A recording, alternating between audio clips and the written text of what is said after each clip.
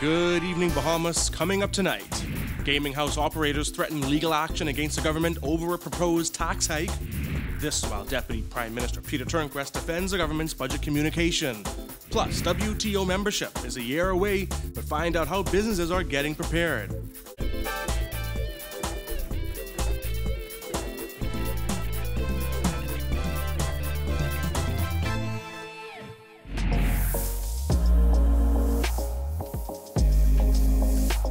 Our news is brought to you by Alive. Welcome to our news and thanks for joining us. I'm Jared Higgs. Topping news tonight, gaming house operators have placed the government on notice that if they don't come to the table and discuss the proposed tax increases in that industry, they'll be seeking legal action. During Wednesday's budget communication, Minister of Finance Peter Turnquest announced that government intends to introduce a sliding scale of taxation on gaming houses that would see those making more than $100 million per year in revenue paying a 50% rate. At the low end, operators making up to $20 million per annum would pay a 20% rate. In a letter to Deputy Prime Minister Peter Turnquest, penned by the association's attorney Alfred Sayers QC, gaming house operators accuse the government of showing preferential treatment to other financial institutions and providers of recreational products. The letter, which is dated May 31st, states that other publicly traded entities, which are similar to members of the Bahamas Gaming Operators Association, won't be subject to what they describe as draconian tax increases. The communication also noted that gaming house operators weren't consulted on the proposed changes. They say a 2016 report out of Sweden suggests that the optimum tax rate for gaming operators in that market was 15 to 20%. According to that study, tax rates beyond 20% would discourage operators from participating in the licensing system. The operators say the motive appears not to be revenue-raising, but rather the penal elimination of smaller operators and the expropriation of the larger operators under the guise of tax measures. They're giving the government 1 week to meet or respond to their letter before they say they'll head to the Supreme Court. The former government awarded 8 licenses to web shop operators back in 2015. This despite the fact that voters rejected the option to regularize the industry during a referendum held in January of 2013. The operators currently enjoy a 10-year bar to entry for new operators. However, Tourism Minister Dionisio de Aguilar has gone on record saying that's a policy he doesn't agree with. An increase in gaming house operators' taxes may be the least of government's worries as they try to quell concerns over an increase in value-added tax from 7.5% to 12%. In an interview with Our News recently, Finance Minister Peter Turnquest was on the defense again, saying the increase was necessary to avoid a bigger problem for the country down the road. Kyle Joaquin tells us more.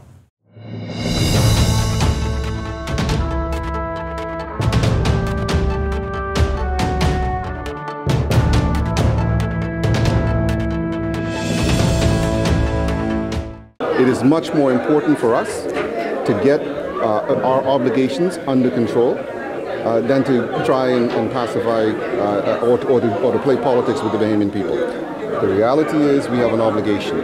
That is not an obligation that we can continue to just defer. We have to pay it. The finance minister said it makes no sense for governments to continuously kick the can down the road. Eventually, he says the bills must be paid. And that's what he says government is seeking to do with the increase of value-added tax to 12%, as well as an increase in other fees and the heavy taxation of gaming houses. Because the fact of the matter is that we have explained that we have gone through a number of iterations and revenue-raising options. We have looked at customs, we have looked at real property tax, and we know that we have leakages there that we can attack, and we're doing that. We are ramping up our revenue enhancement unit to make sure that we drive compliance and try to maximize those tax types. But even in doing that, it's going to take some time before we're able to see the results of it. Government has a goal of having a balanced budget or surplus by 2020-2021.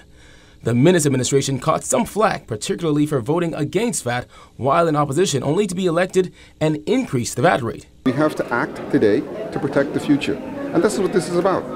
Again, nobody wants to increase taxes on the Bahamian people. And that's the last thing any government wants to do because it understands the risk, both from an economic point of view as well as from a political point of view. So if we take this action, it must be that we understand what is our challenge, and we are doing the best we can, doing what is necessary, and only that which is necessary in order to fix it. So that is where we are. Turnquest was grilled by our news team on Thursday shortly after his presentation for further clarification on the 2018-2019 budget, which the government has dubbed the people's budget. He says despite the numerous tax breaks and other good news in the budget, people appear to be fixed on the VAT news. Towards the end of this fiscal year, we're engaged in a number of activities in terms of broadening the economy, bringing in investment, trying to find other sources of revenue. Towards the end of this year, personally, I believe that we're going to see some new flows, and that will help us. It might speed up the give back that I spoke about in terms of the concessions and the reductions. But we have to be conservative, because one of the things that we do not want to do is to mislead the Bahamian people. Finance Secretary Marlon Johnson said in preparing the budget, government didn't seek to mislead the public and prepare a budget only to please people. Instead, he said the tough work had to be done now to avoid a bigger problem down the road. So nobody then, not even me walking into the Ministry of Finance last year, could have ever understood and known the magnitude of the situation, because the numbers were never revealed. And so once you get into and you dig through the numbers like we did, like the minister insisted that we do, that we come clear, it was stunning to see the level of unfunded and unbudgeted obligations that we had. To realize that, listen, not only did we, of the money, the things that we knew about, but we knew we owe NIB $100 million that had been floating and paid here and there, but never really crystallized. For Our News Weekend, I'm Kyle Joaquin. Police are still investigating a traffic fatality on the Labor Day parade that left 4 women dead and dozens of others injured. Reports are that a green Ford F-150 truck descended East Street without its driver, tearing through the crowd below. The vehicle eventually slammed into a parked vehicle, leaving a path of destruction in its wake.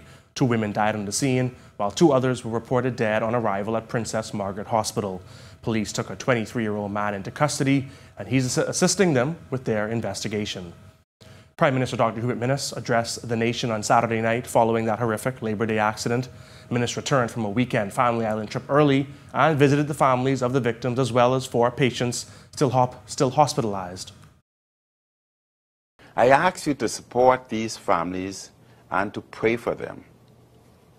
I also ask all churches throughout the country to offer special prayers for the deceased and their families, as well as for those who were injured yesterday and their families. We pray that the physical wounds of the injured will heal in time. But we know that the psychological, emotional, and spiritual wounds caused by yesterday's tragedy and the subsequent traumatic stress and pain will require different kinds of healings. Minnis also recognized the first responders, hospital staff, and bystanders who lended their support during the chaotic aftermath of the incident. I commend all those who came to the aid of those affected by this tragedy. I thank the various government ministers and officials who quickly responded throughout yesterday. We will continue to offer support and care to those in need of assistance.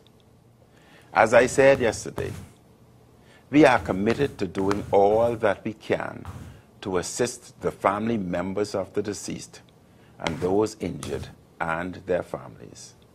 Officers in Grand Bahama are investigating a drowning incident on Saturday afternoon, which has left a man dead. According to police reports, it was shortly after 4 p.m. when the man went swimming in the canal near the Fortune Bay area of Blackbeard's Beach. Police say the man began experiencing difficulties and was seen floating in waters. Initial efforts to retrieve the body were not successful due to a strong current. The body was later retrieved from waters by boat.